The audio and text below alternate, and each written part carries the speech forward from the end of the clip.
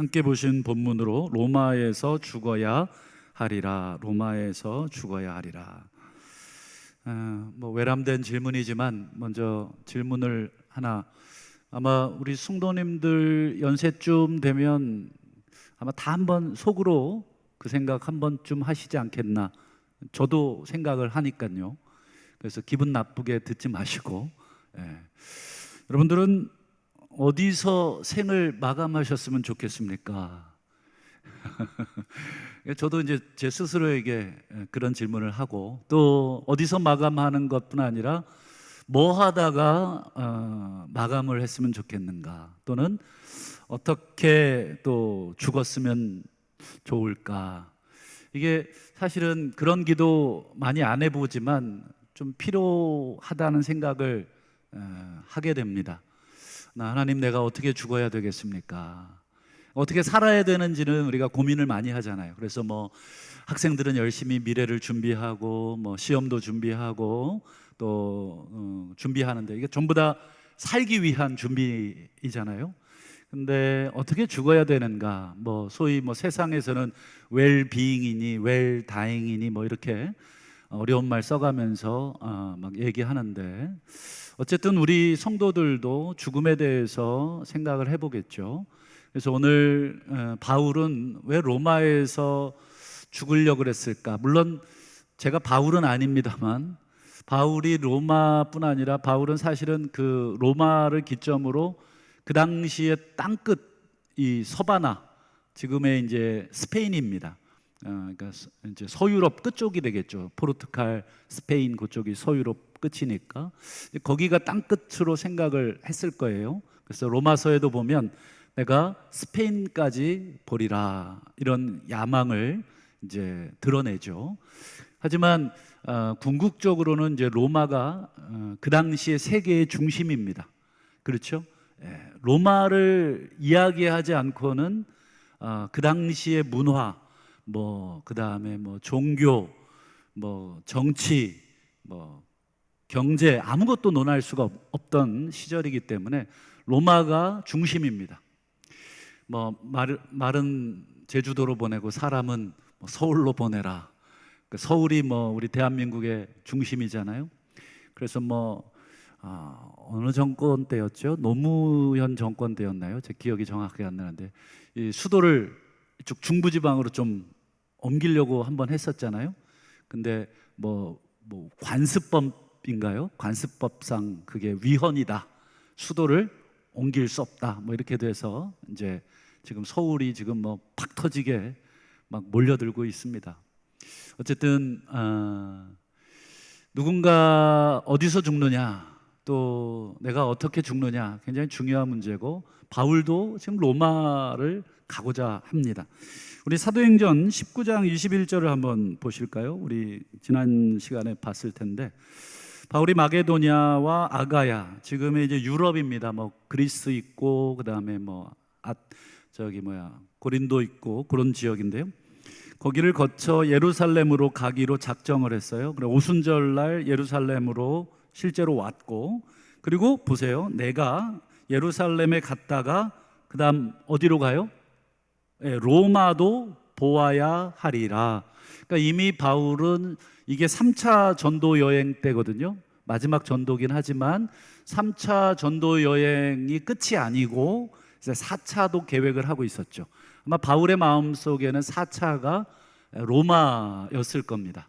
바울이 1차, 2차, 3차 전도 여행을 13장부터 이제 쭉 진행을 했는데 로마는 안 갔습니다. 그래서 이제 마지막으로 로마 갔다가 이제 스페인 가서 거기서 이제 자신의 생애를 마감하고 싶었을 것이다. 이 로마서에도 그 사실을 이야기하는데, 여러분 로마서 그러면 이신칭의만 우리가 딱 아는데, 나중에 이제 기회가 되면 로마서를 이제 또 하나 보겠습니다만, 바울이 로마 교회에 편지를 보내는데, 로마 교회에 보낸 이 편지는 3차 전도 여행 때 쓴 편지인데, 실제로 로마 교회를 바울이 세우지도 않고 가본 적도 없어요. 근데 미리 이 3차 전도 여행 끝물에 로마 교회에다가 편지를 띄워놔요. 왜 띄워놓겠습니까? 그렇죠. 일종의 예고, 내가 앞으로 로마로 갈 거야 라고 하는 예고를 이 편지를 통해서 전달을 미리 해놓는 거예요. 요즘이야 뭐 이메일도 있고 핸드폰도 있고 뭐 출발하기 하루 전날 전화만 하면은 아이고 어서 오시라고 준비하고 있지만, 이때 당시에는 어때요? 그런 게 없잖아요. 그저 인편으로 전부 소식을 날라야 돼요. 오랜 기간 걸려서 편지를 보냅니다. 그래서 로마서 1장 15절을 한번 보세요. 로마서 1장은 편지의 서두, 편지의 시작인데 제일 먼저 뭐라 그러냐면, 나는 할 수 있는 대로 로마에 있는 너희에게도 복음 전하기를 원하노라. 이게 무슨 뜻이에요? 너희한테도 가서 이 복음을 전해주고 싶다. 근데 직접 얼굴 보기 전에 내가 글로써 복음을 제시한다 라고 한 게 이 로마서입니다. 근데 이걸 한 번만 얘기하지 않고 편지를 마무리하는 15장에 또 이야기합니다. 한번 15장 25절과 28절을 보세요. 그러나 이제 내가 성도를 섬기는 일로 예루살렘에 간다. 지금 아까 우리 사도행전 19장에서 본 것처럼 예루살렘으로 지금 구제금을 가지고, 헌금을 가지고 가요. 예루살렘이 기근을 맞이했잖아요. 그래서 마게도냐와 아가야 지역의 이방인 교회들이 아이고 예루살렘 성도들이 지금 경제적으로 어렵다라는 소식을 듣고 헌금을 합니다. 자발적으로. 그래서 바울은 그 헌금을 전달해 주고자 예루살렘으로 갑니다. 지금 그 얘기를 25절에서 하고 있는 거예요. 성도를 섬기는 일, 이게 바로 이제 구제 또는 헌금이 되죠. 헌금을 내가 전해 주려고, 혼자는 그 많은 돈을 가져갔다가 여러분 강도 만나고 위험합니다. 그래서 무리를 지어서 같이 가죠. 그리고 28절 보실까요? 그러므로 내가 이 일을 마치고 예루살렘 올라가서 이 구제금을 전달하는 일을 마치고 이 열매를 그들에게 확증한 후에, 이 열매라는 건 뭐예요? 아가야 지방 마게도니아의 이 이방인들이 여러분들 예루살렘 유대인들을 위해서 이렇게 예수를 잘 믿고 이렇게 구제를 했습니다. 이게 그들의 믿음의 열매입니다 라고 하는 이 열매를 확증한 후에, 이런 뜻입니다. 그리고는 어디로 간다고요? 너희에게 들렸다가, 여기서 너희는 누구예요? 로마 교인입니다. 그리고 어디로 가요? 서바나로 가리라. 서바나가 어디죠? 스페인입니다. 스페인. 지금 바울의 머릿속에는 이 다음 전도지가 머릿속에 다 있는 거예요.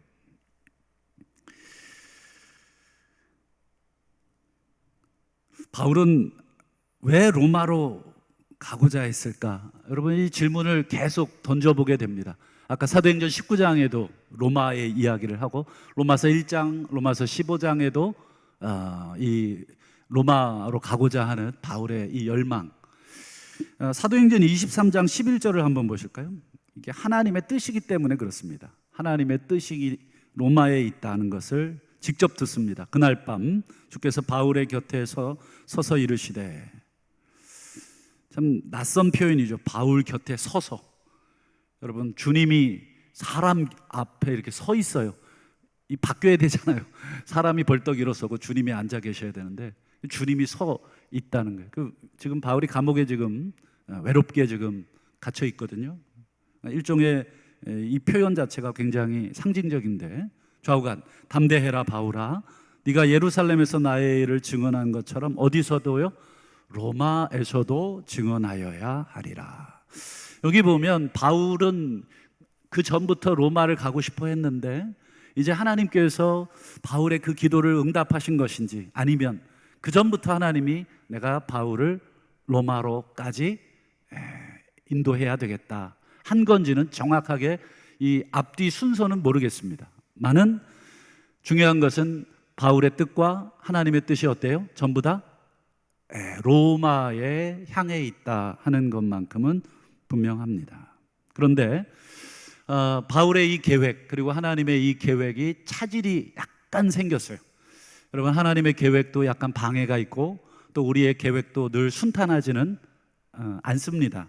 어떤 방해가 있었냐면, 우리 지난 시간에 여러분 기억나실지 모르겠는데, 바울이 예루살렘에 와서 뭐 정결 예식을 지내는데 유대인들이 막 떼거지로 몰려와서 바울이 이방인 데리고 성전 들어갔다. 그래서 성전을 더럽혔다. 그래가지고 막 그 성전 안에 있는 바울을 멱살잡이를 해서 끄집어내요. 그리고 성전을 문을 닫고 바울을 돌을 던지기 시작합니다. 그때 이 로마의 총독이 그걸 보고 급히 군대를 파견해서 바울을 끄집어내죠. 바울을 불쌍히 여겨서가 아니라 소동나지 않도록, 치안 때문에, 그게 제일 중요한 업무기 때문에 어쨌든 이 소동이 났다고 판단하고 바울 일행을 데리고 오죠. 그리고는 바울이 그 유대인들에게 간증을 해요. 내가 어떻게 예수를 믿게 됐는지, 예수님이 어떻게 나에게 나타나셨는지. 여러분들에게도 그 간증이 있으십니까? 누군가에게 내가 예수님을 만났다. 여러분, 이 만났다는 간증 없으면 다시 한번 내 신앙을 점검해 보셔야 돼요. 뭐 뜨거운 체험을 얘기하는 게 아닙니다. 뭔가 뭐 이상한 그런 은사적 체험을 여러분 예수님 만났다는 것으로 생각하지 마시길 바라고, 여러분 말씀을 읽다가 예배를 드리다가 어쨌든 여러분 우리가 하나님을 내 가슴속 깊이 여러분 만났던 것은, 여러분 다른 사람은 몰라도 나는 아셔야 되잖아요. 그게 없으면 여러분 내 신앙은 지금 허수아비랑 사는 것입니다. 여러분 지금 배우자랑 여러분 결혼해서 사는데 내가 이 사람을 사랑했던 적이 있었던가? 만약에 이런 생각을 가지신다면 참 불행한 결혼을 하신 거 아니겠어요? 최소한 뭐 정이 없이 결혼했다 그래도 살면서 정이라도 붙었을 거 아니에요? 또 지금은 정이 떨어졌지만 연애 때 여러분 막 없으면 못 살고 막 안 보면 죽겠고 막 그런 또 뜨거웠던 경험도 있으셨죠? 네, 없으셨나요? 있으셨을 겁니다. 어쨌든 결혼 전에 있든지 결혼하고 나서 있든지, 아니면 뭐 신혼 때 애 낳고 키우느라고 정신 없어서 힘들다가 요즘은 좀 이제 참 부부간에 정도 많아지고 이랬든지 간에, 여러분 그 체험이 있던 것처럼 바울도 예수 만난 체험을 간증을 해요. 근데 여러분 그 말을 듣다가 사람들이 아이고 회개하고 이런 게 아니라, 우리 22절 한번 보세요. 이 말하는 것까지 그들이 유대인들이 듣다가, 이 바울의 이 간증을 듣다가 소리를 지릅니다. 이러한 자는 세상에서 없애버리라. 살려둘 자가 아니라. 야, 이게 참 어떻게 이렇게 무시무시한 말들을, 죽여버리자는 얘기 아니에요. 여러분 아무리 내 마음에 안 맞고 참 듣기 불편한 얘기를 한다 그래도 여러분 죽여버려야 되겠다 생각 드신 적 있는지 모르겠어요. 야, 저런 놈 죽여야 돼, 이렇게 생각할 정도면 굉장히 내 마음이 완악한 건데, 유대인들이 지금 그런 상황이에요. 지금 바울은 간증하다가 지금 유대인들한테 맞아 죽게 생긴 거예요. 지금 그냥 뒀다가는 유대인들 성격상 달려듭니다. 지금 뭐 바울이 지금 그 재판석상에서 지금 자기를 변호하는 간증을 하고 있지만 뭐 유대인들 화끈하잖아요. 그냥 뛰어 들어갑니다. 끄집어낼 가능성이 높아요. 그러자 천부장이 급히 개입을 합니다. 이 막 소리를 지르고 이제 폭도들처럼 흥분돼 있는 상황이라. 근데 여러분 문제가 있어요. 천부장이 개입을 하긴 하는데 어떤 문제가 있냐면 24절을 한번 보실까요? 자, 한번 같이 읽어볼까요? 시작. 천부장이 바울을 영내로 데려가라 명하고 그들이 무슨 일로 그에 대하여 떠드는지 알고자 하여 채찍질하며 신문하라 한대. 바울이 히브리어로 얘기를 했기 때문에 이 로마 총독은 라틴어를 씁니다. 또는 헬라어를 씁니다. 그러니 히브리어를 못 알아들을 가능성이 높아요. 그러니까 무슨 일로 이렇게 지금 이들이 흥분했고 바울을 죽이려고 하는지 지금 그 진상을 알고자 바울을 지금 데리고 들어가는 것까지는 좋았는데 뒤에 보세요. 채찍질하며 신문해라. 여러분 요거를 그냥 가볍게 읽고 넘어갈 수도 있지만 사실은 요 말이 얼마나 무서운 말인가. 여러분 제가 사진을 하나 준비했는데 한번 보여주실까요? 요게 그때 당시에 쓰던 채찍을 이제 복원한 그림이에요. 뭐 정확하진 않겠습니다만 뭐 설명을 해드리자면 손잡이가 있죠, 여러분 왼쪽에. 그리고 가죽끈으로 이렇게 한 세 가닥, 네 가닥 이렇게 연결돼 있고, 그다음 그 끈에 보시면 두 종류가 붙어 있어요. 첫 번째는 짐승의 뼈, 보통 이 양의 뼈를 이렇게 거기다가 붓을 꿰듯이 꿰놓고요. 그 다음에 납 있죠, 납덩어리. 그 납덩어리를 이제 하나는 이 별 모양의 그런 모양으로, 또 하나는 이렇게 삼각형 모양으로 끝에 매답니다. 그러니까 뼈하고 납하고 가죽끈에다가 묶어서 그걸로 치는 게 채찍입니다. 그냥 우리 그저 이렇게 노끈 엮어서 그냥 따끔따끔하게 때리는 정도가 아니라, 이 채찍은 어떤 채찍이에요? 예, 딱 때리면 살에 납덩어리가 그냥 그대로 탁 하고 찍혀서 살점을 뜯어내게 돼 있는 채찍입니다. 그럼 여러분 생각을 해보세요. 쇳덩어리, 납덩어리, 그리고 뼈 조각이 여러분들 몸에 그냥 들어간다고. 바울은 로마의 이 채찍이 얼마나 무서운지를 알고 있었고, 그리고 예수님도 이 채찍질을 당하셨던 것을 알고 있죠. 그러니 여러분, 예수님 평소에도 기운 없는 분이셨는데 이 채찍 맞고 십자가 그거 어떻게 지고 올라가셨겠습니까? 불가능한 거죠. 그러니까 바울도 로마의 이 채찍의 무서움을 너무 잘 알고 있었어요. 여러분, 이런 채찍 한번 맞아보면 어떨까요? 뭐 이 등치 좋은 건장한 이 장정이라도 이 채찍 한 두세 대 맞으면 여러분 불구되지 않겠어요? 뭐 하나 부러지지 않겠습니까? 부러지지 않는다 그래도 여러분 핏덩어리가 돼서 그 회복하는 기간까지 얼마나 오래 걸리겠어요? 그리고 여러분 죄수한테 무슨 약이나 뭐 치료를 제대로 해주겠습니까? 그냥 고름 나올 때까지 그냥 두는 거죠. 지금 바울이 지금 천부장한테 지금 기둥에 묶여서 지금 채찍질 당하여 신문 당하기 바로 직전입니다. 물론 바울이 예루살렘에 올라가서 죽기를 각오했죠.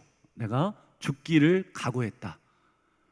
하지만 아직은 때가 아니에요. 왜요? 아까 우리가 봤듯이 바울도 그렇고 하나님도 그렇고 최종적으로 어디까지 가야 돼요? 로마까지 가야 되잖아요. 바울이 여기서 그냥 하나님이 나 로마로 보내주실 거면 살려주시겠지, 그러고는 채찍에 맞을 수도 있었겠죠. 그건 뭐 가정입니다.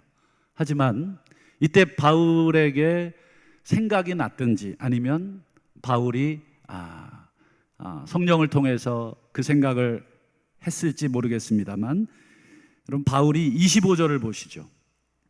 자, 가죽줄로 바울을 묶어요. 기둥에다가 움직이지 못하게 이제 채찍질을 하려고. 그때 바울이 뭐라 그래요? 곁에 있던 백부장에게 말합니다. 너희가 로마 시민된 자를 죄도 정하지 아니하고, 이 죄가 뭔지도 아직 확정하지도 않고 채찍질, 아까 보여드린 그 채찍질이에요. 그거 할 수 있느냐라고 이제 반문하죠. 그러니까 바울이 지금 이 채찍질을 당할 수도 있겠지만, 이 당하면 그럼 바울은 아마 최소한 수개월 이상 치료를 받아야 됩니다. 그러니 바울이 지금 로마도 가야 하고, 하나님도 내가 너를 로마 앞에, 가이사 앞에 내가 너를 세워주겠다, 이런 모든 것들을 지금 가지고 있던 상황 속에 바울이 로마 시민권을 발동을 하는 것입니다. 여러분, 당시 로마 시민권자들에게는 여러 가지 혜택이 많이 주어졌어요. 뭐 그거 다 얘기할 수 없지만 딱 두 가지만 여러분 기억하시면 되겠습니다. 첫 번째가 뭐냐면, 로마 시민이 재판에 넘겨지면 이 재판의 결과 유죄가 판결될 때까지는 어떠한 채찍질도 당하지 않을 권리가 있어요. 그러니까 소위 취조 중에 뭐 폭행을 당한다든지, 뭐 이유 없이, 왜 예전에 뭐 우리 군사 시절에 막 어디 끌려가 가지고 막 두들겨 맞고 일단 진술하듯이 그냥 막 없던 죄도 막 맞으면 나오잖아요. 그런 식으로 취조를 당하지 않을 권리가 있었어요. 그러니까 정당하게 자기를. 그리고 사도행전 25장 16절에도 한번 보실까요? 피고가 원고들 앞에서 고소 사건에 대하여 변명할 기회가 있기 전에 내주는 것은 로마 사람의 법이 아니다. 즉 로마의 법은 로마인은 고소 사건에 대해서 변명할 기회를 충분히, 자기 변호권을 충분히 받게끔 법으로 돼 있습니다. 그러니까 바울이 이걸 알고 있었던 거죠. 내가 지금 이 매질을 아직 당하지 않아도 된다. 나는 아직 죄가 뭔지 밝혀지지 않았고, 그리고 지금 내가 나 스스로를 변호할 수 있는 권리가 로마 사람인 나에게 있다. 지금 바울이 이 로마 시민권을 발동하고 있는 것입니다. 오늘 우리가 좀 주목해 볼 것은 이제 이 다음입니다. 바울이 이 로마 시민권을 언제 사용을 했고 또 무엇을 위해 사용을 했던가. 이 로마 시민권, 여러분, 이 로마 시민권은 모든 사람들이 다 갖기를 원하는 거예요. 지금으로 말하면 뭐라 그럴까요? 서울대 졸업장, 뭐 하버드 졸업장 같은 거예요. 내가 서울대 졸업장만 내가 갖고 있으면 어때요? 우리나라에서 아직까지 통하나요? 내가 뭐 변호사 자격증, 뭐 내가 뭐 또 뭐 좋은 거 뭐 있습니까? 뭐 어쨌든 뭐 이 무슨 자격증 하나만 있으면 그래도 이 통하는, 이 로마 시민권은 그런 거였어요. 그래서 지금 바울을 신문하고 있는 천부장도 이 로마 시민권을 얻기 위해서 돈을 많이 썼다고 얘기하잖아요. 오늘 본문에 보니까, 야, 나 이 로마 시민권 따려고 내가 돈을 얼마나 썼는 줄 알아? 그때리 바울이 뭐라, 저는 나면서부터입니다. 저는 그냥 로마 시민으로 태어난 거죠. 그렇다면 여러분, 왜 바울이 이런 엄청난 특권, 뭐 지금으로 말하면 무슨 우리 학위증 같은, 그리고 무슨 자격증 같은, 그냥 딱 복사만 해서 들고만 다니고 사람들 앞에 보여만 줘도 하고 이렇게 대우받을 수 있는 그 로마 시민권자였는데 이걸 왜 이제야 쓰느냐? 여러분, 그동안 바울이 매질을 많이 당했어요. 복음을 전하다가. 빌립보 사도행전 16장에, 여러분 빌립보에도 엄청 두들겨 맞고, 여러분 풀려날 때서야 내가 로마 시민이야. 여러분 맞기 전에 로마 시민권자인 거 얘기했으면 빌립보에서도 안 맞았죠. 빌립보에서도 안 맞았어요. 근데 실컷 두들겨 맞고 감옥에서 찬송하고, 거기서 죄수들 뭐 착고가 풀리고 막 간수가 죄수들 다 도망한 줄 알고 자결하려고 했을 때 멈춰라 이렇게 얘기하고 막 이랬잖아요. 그리고는 다 사건 끝나고 내가 로마 시민권이야, 뭐 두려워하죠. 로마 시민권자를 죄도 정하지 않고 때려가지고 감옥에 가뒀으니까. 그러니까 이 바울이 그때 로마 시민권을 얘기했긴 했지만 그걸 뭘 특혜를 보기 위해서 얘기한 게 아니었어요. 좌우간, 오늘 이 로마 시민권자를 평생 타고날 때부터 여러분 로마 시민권자니까 잊어버릴 수가 없죠. 그런데 왜 이거를 이제서야 썼던가? 그건 자기 목숨 하나 부지하기 위해서 썼을 거라고는 여러분 우리가 생각하기가 어려워요. 아까 말씀드린 것처럼 그 전에도 복음 전하다가 그냥 두들겨 맞아요. 복음 전했다는 이유로. 그때 맞기 직전에 나 로마 시민권자요 증표를 보여줬으면 때릴 수가 없어요. 근데 그때 다 맞아요. 그땐 로마 시민권 얘기 한 번도 하지 않아요. 그런데 오늘 왜 지금 채찍질 앞에서 로마 시민권자임을 얘기했을까? 그것은 우리 하나님의 뜻을 이루어 드리기 위해서 그동안 한 번도 쓰지 않았던 로마 시민권, 이것을 이제서야 사용하는 것입니다. 내가 로마로 가야 할 것이기 때문에, 하나님도 나를 로마로 보내시려고 뜻하고 계시기 때문에 그제서야 바울은 이 채찍에, 이 납덩어리에, 이 뼈 조각에 내가 죽을 수도 있기 때문에, 여기서 내가 죽는다 그러면 로마에서 복음을 전해야 하는 그 모든 것들이 끝나기 때문에 바울은 자기를 위해서 지금 이 엄청난 특혜권, 로마 시민권을 쓰지 않고 정말 복음이 필요한 곳에 지금 사용하고 있습니다. 비록 죄수의 몸이지만 그 당시 세계의 중심이라고 할 수 있는 로마, 그리고 황제 앞에 가서 바울이 복음을 전한다. 아마 그것만 상상을 해도 여러분 정말 기쁠 것이다. 만약에 오늘 제가 백악관 가서 복음을 전할 수 있는 기회를 얻는다 그러면 한 며칠 잠을 못 잘 거예요. 뭐라고 얘기해야 될까? 아마 우리 중에도 그렇지 않겠습니까? 누군가에게 높은 지위에 있는 대통령에게 복음을 전해야 된다. 그러면 여러분 정말 죽어도 여한이 없겠죠. 바울도 마찬가지였습니다. 비록 자기는 지금 재판의 몸, 죄수의 몸이지만 어쨌든 로마 시민권자로서 이것을 사용하여 내가 지금 가이사 앞에까지 가야 된다. 그래서 오늘 22장 읽었지만 23, 24, 25, 26, 27, 28 남은 6장이 전부 다 로마로 가는 여정입니다. 바울이 로마로 가기 위해서 어떤 과정을 겪는지, 그 과정이 총 몇 년이냐면 4년 걸립니다. 4년. 지금 오늘 22장부터 마지막 로마 황제 앞에 서서 복음 증거할 때까지 재판 기간이 총 4년이나 걸려요. 좌우가 아니 바울은 자기에게 있는 엄청난 특권을 자기를 위해 쓰지 않고 복음을 위해, 하나님을 위해, 그 사명을 위해. 여러분 로마에 가서 복음을 전하기 원했던 바울이 썼던 로마서 14장 8절을 한번 보실까요? 바울의 삶의 목적이 분명하죠. 우리가 살아도 주를 위하여 살고 죽어도 주를 위하여 죽습니다. 그러므로 사나 죽으나 우리는 주님의 것입니다. 이것만큼 분명하게 자기의 삶의 목적을 드러낼 수 있을까? 살아도 주를 위하여. 여기 산다는 말, 죽는다는 말에 여러분 다 들어가 있는 것입니다. 바울이 그동안 가지고 있던 모든 것들이 다 가지고 있어요.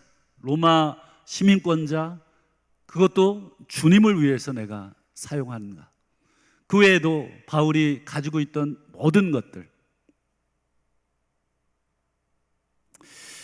제가 간증을 하나 하겠습니다. 제 이야기는 아니고 제 선배 이야기인데 나중에서야 이제 제가 물어봐서 알게 됐어요. 철학과를 간 선배가 있었어요. 철학과. 우리 뭐 철학과 벌써 생각만 해도 머리가 아픈데 막 지긋지긋하고 철학과를 갔어요. 근데 그 선배가 전교 1등이었어요. 전교 1등. 전교 1등이 철학과 가는 경우가 있나요? 전교 1등은 철학과를 가지를 않습니다.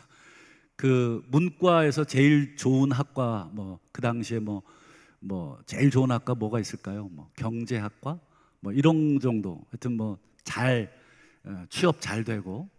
그러니까 전교 1등이 당연히 담임 선생님도 얘를 이제 서울대 경제학과를 보내야 되나 어디를 보내야 되나 모의고사 보면 늘 1등이니까 그리고 전국 석차도 상위 1% 안에 늘 나오니까 이건 그냥 보나 마나다. 그러니까 넌 과만 정해라. 그래서 여기가 제일 높은 과야. 이렇게 이제. 근데 이제 담임 선생님이랑 진학 상담이죠. 지금 우리 고3 친구들 이제 원서 쓸 시기인데 이제 상담하잖아요. 몇 등급 너는 어디 가라. 무슨 과 가라. 이런 거. 근데 그 선배가 철학과 가겠습니다. 이렇게 된 거예요. 담임 선생님 눈이 이렇게 튀어나온 거예요. 여러분 전교 1등이 철학과를 간다 그러니까 학교 명예가 있는데 그리고 점수가 많이 남아도는데 굳이 왜 낮은 점수의 학과를 가려고 그러냐. 너 정도 실력이면 제일 좋은 학과 골라서 갈 수 있는데 왜 하필 철학과냐. 이게 교장 선생님께까지 보고가 된 거예요.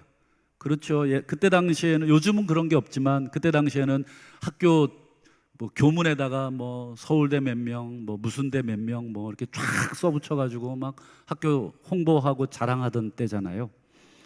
그러니 여러분, 뭐 서울대 무슨 과, 뭐 서울대 의예과, 뭐 서울대 경제학과 이 정도 돼야 뭐 학교가 좋구나.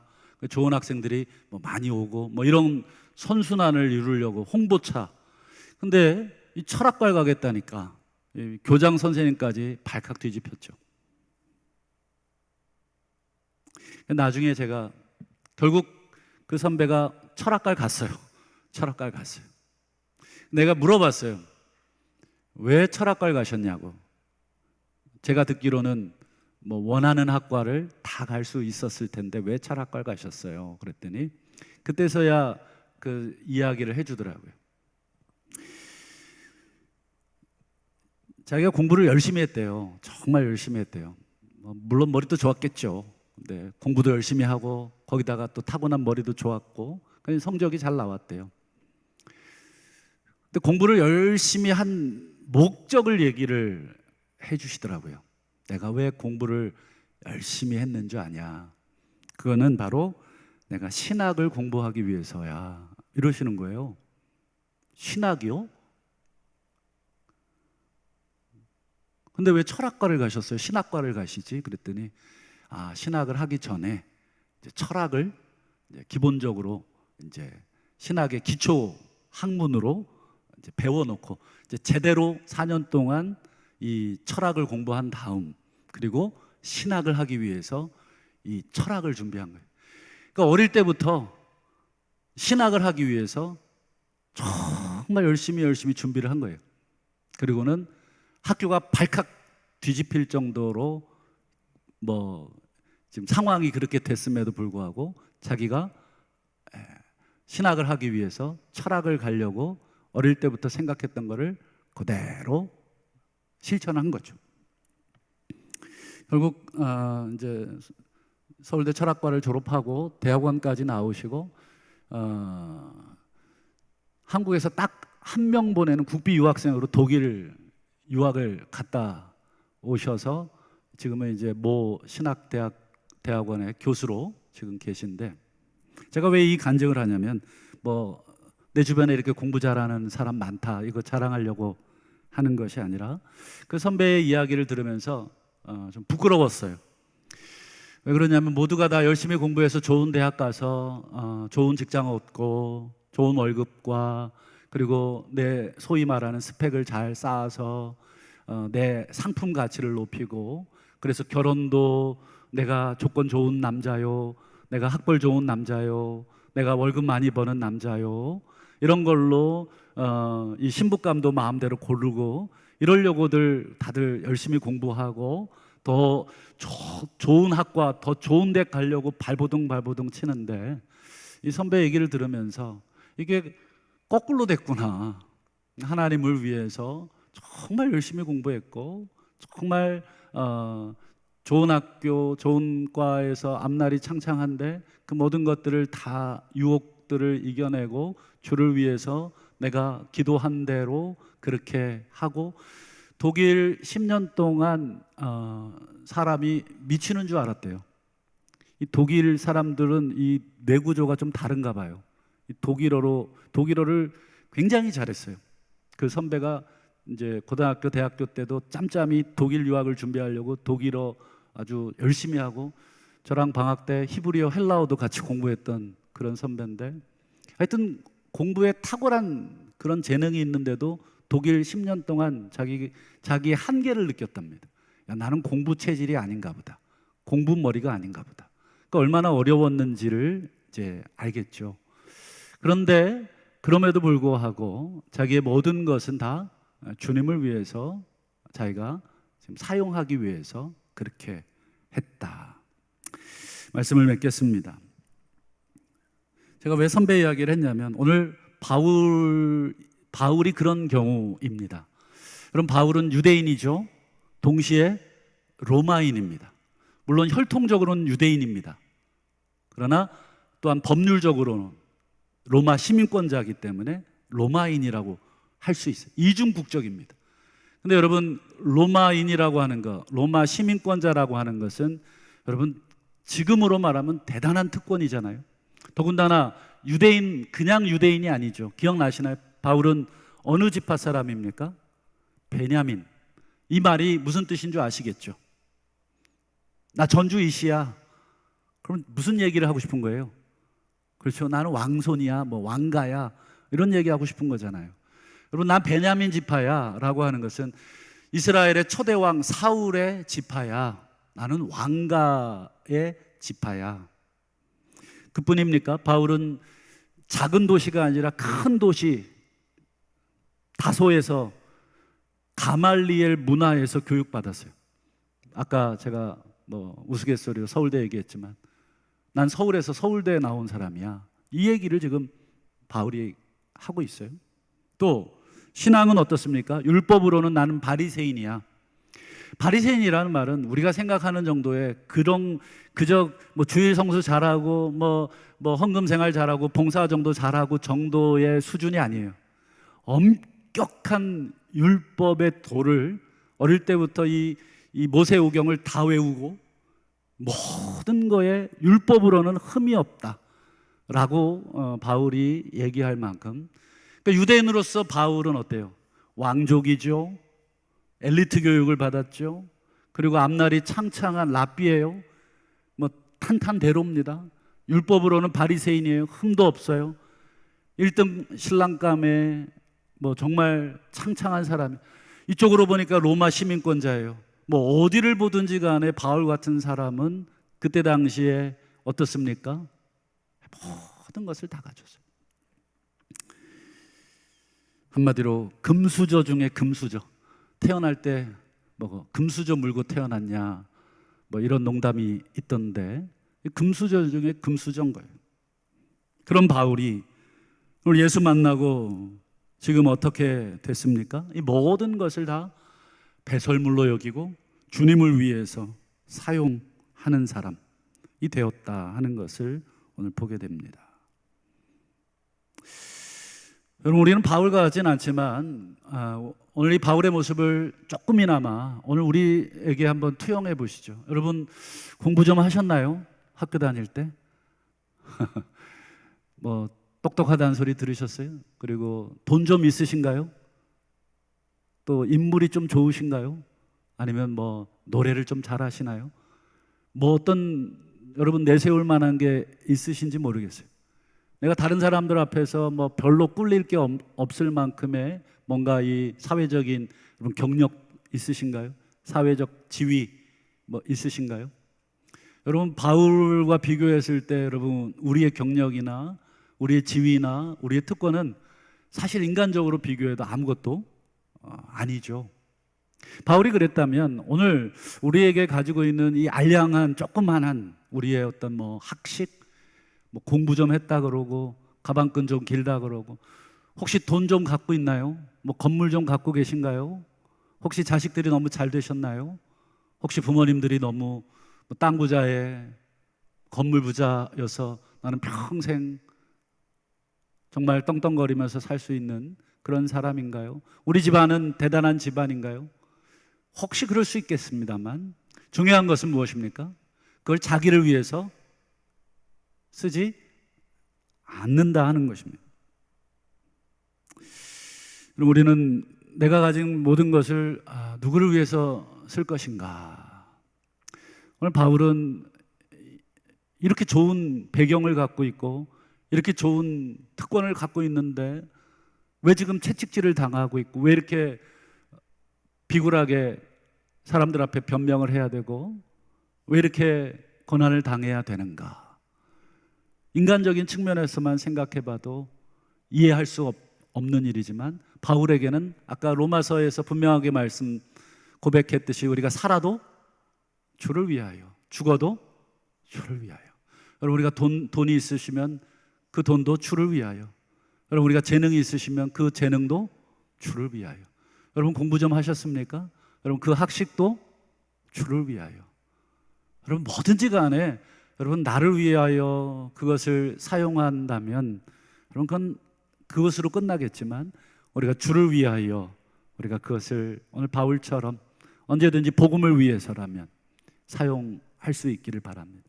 여러분, 우리 교회가 또 우리 성도님들이 또 여기 서 있는 저를 포함해서 여러분, 우린 자랑할 것도 없지만 내세울 것도 없지만 그 한량한 조그만한 가지고 있는 것 혹시 있으시다면 그것까지도 주님 사용해 주신다면 감사하겠습니다. 제가 예전에도 한번 간증한 적이 있지만 저는 단 한 번도 이 기도 안 하고 공부한 적이 없어요. 주님이 저를 써주시면 됩니다. 주님이 저를 써주시면 됩니다 하고 저는 공부를 시작을 늘 했습니다. 여러분, 지금도 여러분들 마찬가지시겠죠. 여러분, 건강 주셨습니까? 물질 주셨습니까? 재능 또 학식 여러 가지 주셨습니까? 주님이 써주시면 그것으로 족한 줄로 믿습니다. 그리고 주님 위해서 주님, 오늘 바울처럼 바울이 로마 감옥에서 생을 참수를 당해서 끝낼 줄 누가 알았겠습니까? 그러나 그렇게 죽어도 가장 행복한 사람인 줄로 믿고 우리 남은 여생 우리가 주님을 위해 우리가 어떻게 죽을 것인가, 어떻게 살 것인가 함께 고민하시는 우리 모두가 되시기를 주님의 이름으로 부탁합니다.